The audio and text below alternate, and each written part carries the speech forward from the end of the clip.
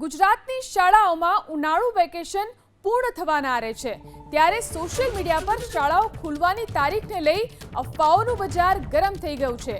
રાજ્યમાં કાળઝાળ ગરમી અને હીટવેવની સ્થિતિને જોતા શાળા સંચાલક મંડળે ઉનાળુ વેકેશન 10 દિવસ લંબાવવાની સરકારના શિક્ષણ વિભાગ સમક્ષ દરખાસ્ત કરી છે। જો કે અફવાઓ વહેતી થતાં સરકાર તરફથી સ્પષ્ટતા કરાઈ છે કે હજી સુધી સ્કૂલોમાં ઉનાળુ વેકેશન લંબાવવાનો નિર્ણય કરાયો નથી। હાલ તો 8મી જૂનથી જ તમામ શાળાઓમાં શૈક્ષણિક સત્રનો પ્રારંભ થશે। Social media platform WhatsApp, Facebook પર એવા મેસેજ વાયરલ થઈ રહ્યા છે કે સરકારે વેકેશન લંબાવી દીધું છે અને હવે શાળાઓમાં 18મી જૂનથી શાળાઓ ખુલશે। આવા મેસેજ વાયરલ થતાં જ સરકારે સ્પષ્ટ કરવું પડ્યું કે વેકેશન લંબાવવાની માંગ પર કોઈ મહોર મારી નથી। હાલ ઉનાળુ વેકેશન લંબાવવાની શાળા સંચાલક મંડળની દરખાસ્ત વિચારાધીન છે।